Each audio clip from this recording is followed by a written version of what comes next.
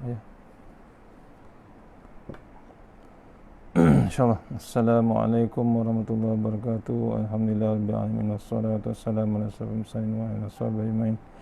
A'udzu billahi minan nar min syarril kuffar min ghadabil jabbar wal izzatu lillahi war rasulin. Allahumma ghnina bihalal haram min siwa bismika Allahumma ya daim ya hayyu ya fardu ya witr ya ahad ya samad. Allahumma shalli ala Muhammad wa ala ali Muhammad.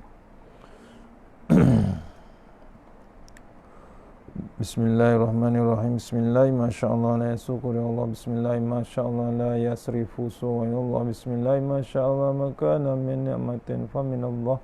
Bismillah masyaallah la ya'ti bil hasanati illa Allah. Bismillah masyaallah la haula wala quwwata illa billahil aliyyil azim.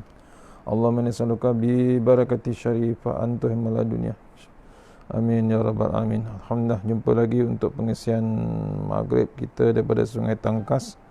Mudah-mudahan pengisian yang sebentar ini dapat kita bawa menghadap Allah Ta'ala yang masyarakat insyaAllah. Untuk lagi barakah kita menggunakan surah Al-Fatihah. A'udzubillahi minasyaitanir rajim. Bismillahirrahmanirrahim. Iyyaka na'budu wa iyyaka nasta'in. Shiratal mustaqim. Shiratal ladzina an'amta 'alaihim. InsyaAllah kita sambung lagi buku Jambatan ke Akhirat bab 15, iaitu bab menerangkan cerita kaum etis dan zindik mengingkari nikmat dan azab kubur. Apa jawapan kita, insyaAllah. InsyaAllah boleh share, sama-sama share insyaAllah. A'udzubillahi minasyaitonirrajim. Benarkah ada orang-orang yang mengingkari nikmat dan azab kubur? Jawabnya ya, benar. Mereka ada di sepanjang zaman. Ya, ditulis dalam kitab ni, dalam buku ni. Adakah orang-orang yang ingkar nikmat dan azab kubur? Masih ada. Daripada zaman dulu sampailah zaman sekarang. Sepanjang zaman masih lagi ada orang mengingkari nikmat dan azab kubur. Untuk jelasnya, elok penulis petikkan komen-komen daripada Ibnu Qayyim Al-Qayyim dalam perkara ini, dalam kitabnya, iaitu kitab Ar-Ruh. Di antara lain, orang-orang etis dan zindik mengingkari azab kubur atau kelapangannya atau kesempitannya atau keadaannya sebagai lubang neraka atau sebuah taman syurga. Orang etis, orang zindik, ya, orang mengingkari bab azab kubur. Kita baru pagi tadi baca bab azab kubur dan nikmat kubur, atau kelapangannya atau kesempitan dalam kubur. Semua tak percaya, atau sebagai keadaan dalam lubang neraka ataupun taman syurga. Mereka ingkar. Mereka berkata, kami pernah membongkar kubur tetapi kami tidak mendapati para malaikat yang memukul mayat dengan alat pemukul daripada besi. Kami juga tidak mendapati ular, kalajengking dan api yang menyala-nyala. Ketika awalnya kami membuka mayat dengan keadaannya sekian-sekian. Ternyata kami tetap mendapatinya seperti keadaannya yang mula-mula itu juga.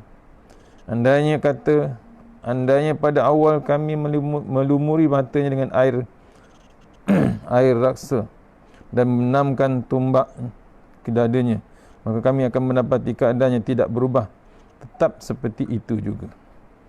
Dikatakan mayat dapat memandang sejauh pandangan mata dan kubur disempitkan, tetapi ternyata kami mendapatinya adalah sama sahaja seperti sedia kala. Luasnya liang lahat yang kami gali dahulu tidak pun berkurang apa-apa, dan adalah sekadar luas liang lahat itu cukup untuk mayat dan para malaikat yang bertugas menakut-nakutkannya atau menyenangkannya. Ini kaum etis, kaum zindik, tak yakin, tak percaya langsung.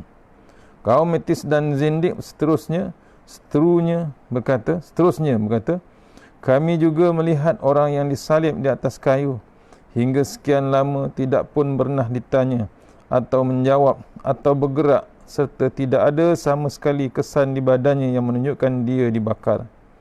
Begitu juga orang yang dimakan binatang buas dijadikan santapan burung, yang dilahap oleh ikan jerung sehingga tubuh mereka bersepah-sepah.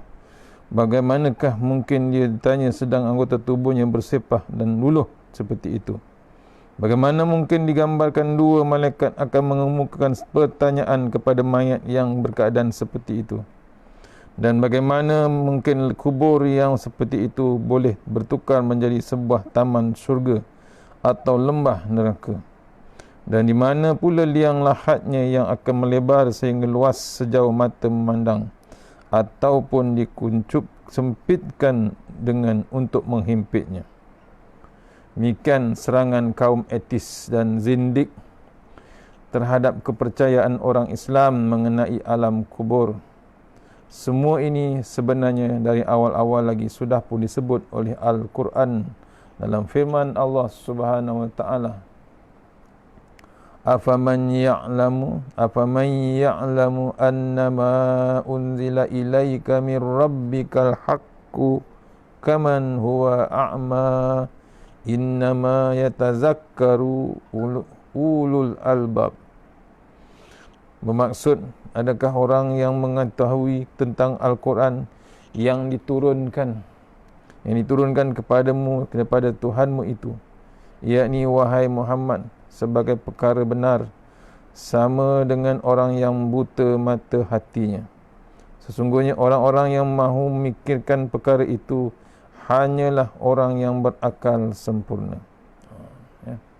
Tak berakal sempurna, tak boleh nak fikirkan dengan bab azab kubur dan azab nikmat kubur. Ini adalah dalil bahawa memang ada golongan etis dan zindik itu di mana-mana. Mereka mempertikaikan kebenaran perkara-perkara gaib. Mereka mempertikaikan perkara-perkara gaib. Mereka hanya berpegang semata-mata kepada akal, tetapi akal mereka cacat dan lemah. Mereka tidak percaya adanya alam selain yang wujud ini.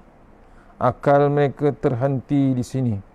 Mereka tidak percaya kepada Allah serta kekuasaan Allah Subhanahu wa taala.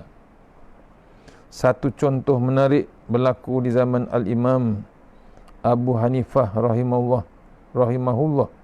Beliau pernah didatangi oleh seorang zindik yang bertanya, "Wahai Imam, adakah Tuan melihat Tuhan Tuan? Maha suci Tuhan saya daripada dilihat. Tuhan saya, maha suci Tuhan saya daripada dilihat oleh mata." Jawab Abu Hanifah, "Adakah Tuan mendengar Tuhan Tuhan? Adakah Tuan mencium Tuhan Tuan? Adakah Tuan menyentuh Tuhan Tuan? Adakah Tuan merasa Tuhan Tuan?" Tanya zindik itu bertalu-talu seperti untuk memperolok-olokkan. Abu Hanifah bagaimanapun hanya berkata, "Subhana rabbil laisa kamislihi syai'un wa huwas samiul basir." Maksudnya, maha suci Tuhan saya, dia tiadalah menyerupai sesuatu, dan dia adalah maha mendengar lagi maha melihat. Jawapan Abu Hanifah pada orang zindik. Mendengar jawapan Abu Hanifah yang demikian itu, si zindik lalu berkata dengan lebih berani lagi, "Jadi kalau begitu, jika Tuan tidak melihatnya, tidak mendengarnya, tidak menyentuhnya dan tidak merasanya, maka daripada manakah Tuan dapat membuktikan atau memastikan bahawa Tuhan Tuan itu adalah benar-benar wujud, wahai Imam?" Sekarang giliran Abu Hanifah pula untuk bertanya kepada si zindik, "Wahai pemuda, adakah engkau melihat akalmu?" "Tidak," jawab zindik. "Adakah engkau menyentuh akalmu?" tanya Abu Hanifah selanjutnya. "Tidak," jawabnya. "Adakah engkau merasa akalmu?" "Tidak." "Adakah engkau mencium akalmu?" "Juga tidak." "Adakah engkau ini berakal ataupun gila?" "Yakni tidak berakal." Tanya Abu Hanifah pula. "Saya berakal." "Saya berakal," jawab zindik. "Mana akalmu itu?" Asak Abu Hanifah. "Ada," jawab zindik perlahan. Berkata Abu Hanifah, demikian itulah pula halnya dengan Allah yang maha mulia lagi maha agung, adalah benar-benar mewujudkan lagi maha mulia lagi maha agung, adalah benar-benar maujud, yakni ada. Itu cara Abu Hanifah menerangkan. Allahu Akbar, Allah maha besar, yang membekalkan kepada Abu Hanifah sebiji bom hidayah untuk menghentam kepala si zindik tersebut. Dia cuma tanya bab akal, lokasinya, tempatnya, baunya, untuk tanya balik si zindik tersebut. Berbalik lagi kepada Ibn Qayyim, Al-Qayyim menolak serangan atis dan zindik. Beliau seterusnya berkata, Allah Subhanahu wa ta'ala telah membahagikan tempat tinggal itu kepada 3. Tempat tinggal di dunia barzah, tempat tinggal di dunia barzah, dan tempat tinggal yang kekal abadi, akhirat. Allah telah menetapkan hukum khusus bagi setiap tempat itu. Manusia juga telah Allah susun terdiri daripada badan dan roh. Allah jadikan hukum-hukum dunia berlaku untuk badan dan roh. Kerana itu, untuk apa-apa yang nampak, yang boleh dicapai dan dirasa daripada gerakan lisan dan anggota badan, Allah jadikan hukum syariat untuk mengaturnya. Sementara untuk roh pula, mestilah ia berbeza. Di dunia, badan merupakan sesuatu yang nampak dan roh merupakan sesuatu yang tersembunyi. Di barzah pula ia adalah sebaliknya. Hukum-hukum barzah berlaku berdasarkan roh, di mana kenikmatan atau seksaan menjalar ke badan, sebagaimana hukum-hukum dunia pula berlaku berdasarkan badan, di mana kenikmatan atau keseksaan menjalar ke roh. Roh itu lebih kuat dan lebih sempurna. Ia tetap berkait dengan badan, tidak terputus secara total. Bila mana tiba hari kebangkitan, bukankah semua manusia bangun daripada kubur, di mana hukum yang berlaku adalah kenikmatan dan keseksaan tertimpa ke atas roh dan badan secara zahir. Ini diterangkan, ya. Bila malaikat mencabut nyawa seorang, orang-orang yang hadir menyaksikan tidak melihat dan tidak mendengar apa-apa pun. Kemudian roh itu keluar, ada sinar seperti sinar matahari yang menyinarinya, dan bau yang harum seperti kasturi. Tetapi orang yang hadir itu tidak melihat dan tidak menciumnya. Kemudian ada pula 2 baris malaikat membawa roh itu naik ke atas, tetapi tidak seorang pun daripada manusia yang melihatnya. Selepas itu roh datang lagi menyaksikan badannya dimandikan, dikapankan dan diusung. Dia berkata, bawalah aku, atau dia berkata, kemanakah kamu membawaku? Tidak seorang pun yang mendengar perkataan ini. Jika jasadnya diletakkan di liang kubur dan tanah diratakan, para malaikat tidaklah terhalang untuk menemuinya, walaupun kiranya jasad diletak di lubang batu dan dikunci rapat-rapat. Namun malaikat tetap mampu menemuinya. Itu hebatnya malaikat. Allah telah menjadikan, yakni menyerahkan penulis, ya, tanah dan batu menjadi milik malaikat, sebagaimana udara menjadi milik burung. Maka keluasan kubur itu adalah milik roh, di mana badan hanya mengikutnya. Badan berada di liang yang sempit, namun ia lapang bagi roh, tergantung kepada keadaan roh itu sendiri. Yakni ia liang kubur juga boleh jadi sempit sehingga anggota tubuh mayat luluh. Ini sesungguhnya memang sukar untuk dicerna atau dipikirkan oleh akal dan fitrah, apalagi bagi orang-orang zindik dan etis yang memang kecenderungan mereka mendustakan Rasulullah sallallahu alaihi wasallam. Kita wajib percaya bab keadaan tersebut. Api dan tanaman di dalam kubur tidaklah sama dengan api dan tanaman di dalam dunia. Begitu juga api dan tanaman di akhirat. Api kubur dan akhirat adalah lebih panas daripada api dunia, namun ia tidak dirasakan oleh penghuni dunia. Allah menjadikan tanah dan batu-batu di sekitar mayat lebih panas daripada bara di dunia, ataupun lebih sejuk daripada nyaman daripada air, kata penulis. Bahkan lebih menakjubkan lagi, terdapat dua orang yang dikubur pada satu liang secara berdampingan. Yang satu berada di taman syurga, sementara lagi satu di lubang neraka. Begitulah kekuasaan Allah maha luas dan sungguh menakjubkan. Dia telah membuka sebahagian daripada tanda-tanda kekuasaannya itu di dunia, namun jiwa manusia tetap cenderung untuk mendustakannya, kecuali orang-orang yang mendapat petunjuk, yang suka tunduk kepada kebenaran. Beza orang yang dapat petunjuk dan orang yang dapat kebenaran, berbeza dengan orang yang mengalihkan diri pada bab kebenaran. Seperti juga telah dijanjikan bahawa orang-orang yang tidak beriman akan dibalas dengan api neraka. Begitu juga ahli maksiat yang menolak takwa. Yang menolak takwa akan mendapat hukuman setimpal dengan perbuatannya itu.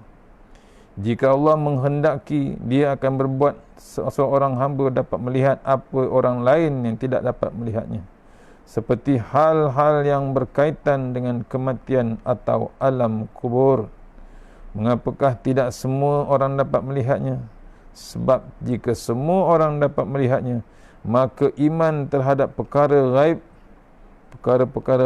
itu tidaklah akan banyak bermakna, serta manusia tidak mahu untuk saling menguburkan, sebagaimana diriwayatkan dalam As-Sahihain bahawa Nabi SAW bersabda yang bermaksud, sekiranya kamu tidak saling dikuburkan, sudah barang tentu aku akan berdoa kepada Allah supaya dia mendengarkan kepada kamu semua siksaan kubur seperti mana aku mendengarnya. Nabi mendengar. Ya, kita tak dengar pun siksa kubur, kita tak dengar pun keluhan jenazah. Nabi dengar. Nabi Muhammad SAW dengar orang kena siksa kubur. Hikmat itu tidak berlaku kepada binatang, sebab itulah binatang boleh mendengar siksa kubur, sebagaimana bagal Rasulullah SAW meronta-ronta dan hampir menjatuhkan baginda ketika baginda melintasi kubur di mana mayat di dalamnya sedang diseksa. Tamat katanya.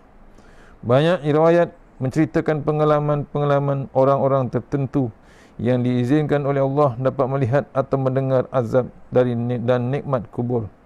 Di bawah ini dibawakan dua sahaja contoh bagi mewakili tiap-tiap kategori azab dan nikmat. Ibnu Abi Ad-Dunya menyebut dalam kitab Al-Qubur daripada Asy-Sya'bi bahawa seorang lelaki berkata kepada Rasulullah SAW, ketika saya melintasi Badar, tiba-tiba saya terlihat seorang muncul dari dalam tanah kubur. Dia dipukul oleh seseorang dengan pemukul besi sehingga lenyap daripada permukaan bumi. Sejurus itu dia muncul lagi, lalu dipukul sehingga lenyap. Maka baginda berkata, orang itu ialah Abu Jahal bin Hisham. Dia diazab seumpama itu sampai hari kiamat. Allah Akbar. Ya, cerita Abu Jahal yang suka mendera Nabi, yang menyakiti Rasulullah SAW waktu hidupnya. Itu cerita bab azab yang diceritakan orang yang terpilih zaman Rasulullah SAW. Bab nikmat pula diceritakan daripada Sa'id bin Jubair. Katanya Ibnu Abbas radhiyallahu anhuma meninggal dunia di Taif. Saya telah hadir menyaksikan jenazahnya. Tiba-tiba datang burung berwarna putih yang belum pernah dilihat sebelumnya. Burung itu masuk ke dalam keranda, tetapi tidak diketahui keluarnya. Manakala dikuburkan di tepi lubang kubur itu, kedengaran dibacakan Al-Quran yang tidak diketahui siapa pembacanya. Ayat yang dibaca, ya ayyuhatuhan nafsul mutmainnah irji'i ila rabbik, wahai jiwa yang tenang, tenteram, kembalilah kepada Tuhanmu. Allahu Akbar. Itu terjemahannya, ya. Orang yang dapat nikmat dalam kubur, ya, orang yang jiwanya tenang, tenteram, akhirnya kembali kepada Tuhan dalam keadaan sejahtera, tenang jiwa dia.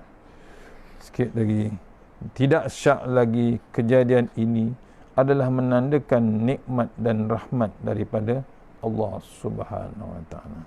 Bab tu kita kena saling mempercayai, bab mengingkari nikmat, bab nikmat dan azab kubur. Tak boleh ikut kaum etis, tak boleh ikut kaum zindik. Apa pun dia takkan percaya. Orang yang mengingkari ni ada jawapannya besok. Ya, akan Allah tunggu besok. Kita dah yakin dengan Allah Ta'ala, kena wajib ikut, percaya terus apa yang berlaku di dalam kubur. Ada azab, ada nikmat. InsyaAllah takat berikut malam ni. Dah masuk isyak belum? Lagi 10 minit insyaAllah habis bab kaum etis dan kaum zindik yang ingkar nikmat azab kubur. Sambung terus bab 16, roh orang mati saling berkunjung dan bertemu sesama mereka.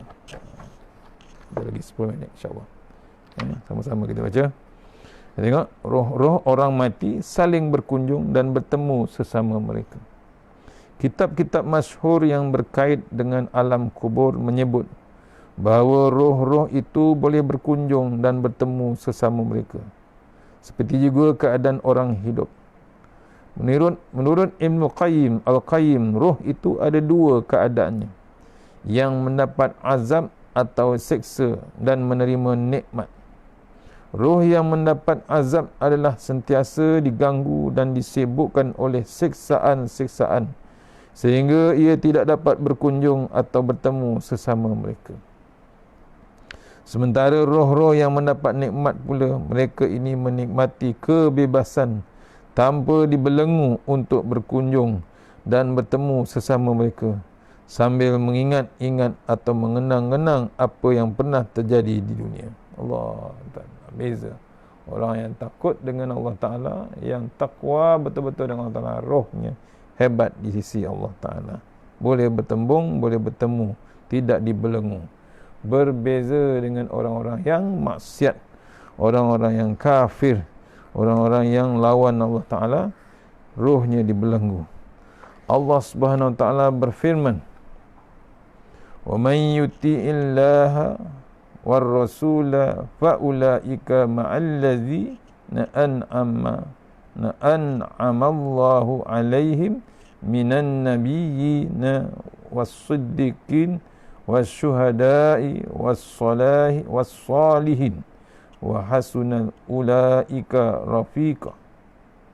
Dan barang siapa yang taat kepada Allah dan Rasul, maka mereka akan ditempatkan di syurga bersama-sama orang yang telah dikurniakan nikmat oleh Allah kepada mereka, yakni nabi-nabi, orang-orang yang benar, yakni dalam keimanan mereka, orang-orang yang syahid dan orang-orang yang soleh. Dan adalah mereka itu menjadi teman yang sebaik-baiknya. Kebersamaan ini sebagaimana berlaku di dunia, ia juga berlaku di barzah dan di akhirat. Di tiga alam ini, seseorang itu adalah sesama-sama siapa yang dicintainya.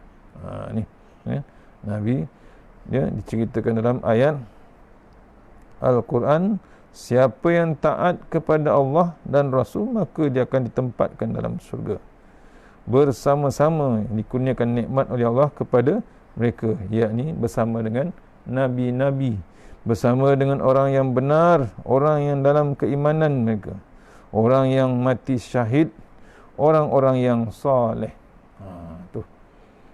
Hebat di akhirat besok, dan adalah mereka itu menjadi teman sebaik-baiknya.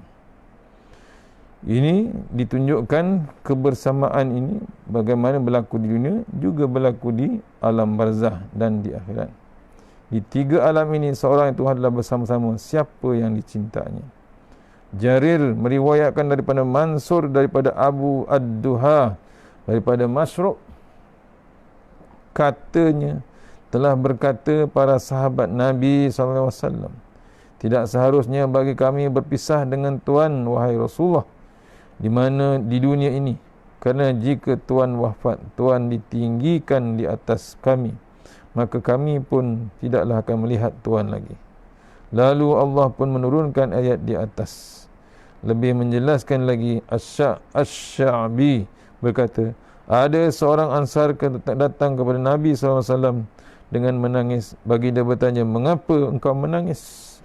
Menjawab laki Ansar, wahai Nabi Allah, demi Allah yang tiada Tuhan melainkan Dia, adalah Tuhan lebih saya cintai daripada keluarga dan harta saya sendiri. Demi Allah yang tiada Tuhan melainkan Dia, adalah Tuhan lebih saya cintai daripada diri saya sendiri. Saya tetap mengingatkan Tuhan saya dan isteri dan menarik saya begini, namun saya ingin untuk sentiasa melihat Tuhan. Saya tiba-tiba teringatkan jika Tuhan wafat dan saya meninggal dunia, saya sekali-kali tidak akan dapat lagi berkumpul dengan Tuhan, kecuali di dunia ini sahaja. Sesungguhnya Tuhan adalah tertinggi di antara Nabi-Nabi, dan saya juga sedar bahawa sekiranya saya masuk syurga, kedudukan saya adalah lebih rendah dari kedudukan Tuhan. Nabi SAW tidak segera berkata apa-apa mengenai keluhan lelaki Ansar ini, sehinggalah turun ayat yang bermaksud setelah menerangkan akibat orang-orang yang tidak menghiraukan akhirat. Allah menyatakan bahawa orang-orang yang beriman dan beramal saleh akan disambut dengan kata-kata, wahai orang-orang yang mempunyai jiwa yang sentiasa tenang, yang tetap dengan kepercayaan dan bawaannya baiknya, kembalilah kepada Tuhanmu dengan keadaanmu berpuas hati, yakni dengan segala nikmat yang diberikan, lagi diredai di sisi Tuhanmu, serta masuklah engkau ke dalam kumpulan hamba-hambaku yang berbahagia, masuklah ke dalam syurgaku. Allah, tu pasal apa? Cinta dia sangat dengan Rasulullah SAW. Ya, cintakan Nabi maksudnya cintakan Allah terus. Apa? Nabi itu kekasih Allah Ta'ala. Dibimbang tak berjumpa Nabi kemudian nanti, tapi Allah balas dia dengan syurga terus. Dua cerita, ya, mengingatkan kita terus pada Allah Ta'ala. Maksudnya ayat tadi, maksudnya daripada ayat ini ialah bahawa Allah Subhanahu Wa Ta'ala menyeru kepada roh-roh yang beriman dan beramal soleh supaya berkumpul bersama-sama dan bahkan masuk bersama-sama ke dalam syurganya. Ya, takat tu malam ni, mudah-mudahan dan api isyak kita sambung pagi besok di surau At-Taibah Puchong, ya, Bandar Bukit Puchong, surau Taibah, kuliah subuh pagi besok. Jumpa di sana, kita sambung kitab ni, buku ni di masa yang akan datang, ya. Kita dah kuliah masjid atau surau, insyaAllah. Mana yang baik daripada Allah Ta'ala, lemah daripada saya sendiri. Sudah yang surah Al-Fatihah. A'udzubillahi minasyaitanir. Alhamdulillah. Iyyaka na'budu. Shiratal ladzina. A'udzubillahi minasyaitanir. Bismillahirrahmanirrahim. Allahumma tawil a'marana wasahi ajsal wa nawwir qulubana wasabbir imanana wa ahsin a'malana wasi' arzaqana wa ilal khairi qaribna wa anil syarri bina wa khdiha wajina fid din wa dunya wal akhirah. Ya Allah, panjangkan umur kami, sihatkan badan kami, terangkan hati kami, tetapkan iman kami, elokkan amalan kami, luaskan rezeki kami, dekatkan kami kepada kebajikan, jauhkan kami daripada kejahatan, tunaikan hajat kami. Allahumma anta rabbi la ilaha illa anta khalaqtani wa la ilaha wa bika mastata'tu a'udzu bika min syarri ma sana'tu wa a'udzu bika bi ni'matika alayya wa abu bi dzambi faghfir li fa innahu dzunuba illa anta taghassanna bi izzati wal jabr wa tasamna bil malakut allazi la yam yusrif anna al bala wal waba innaka ala kulli syai'in qadir wa sallallahu wa sallam alhamdulillah rabbil alamin. Assalamualaikum warahmatullahi wabarakatuh. Insyaallah.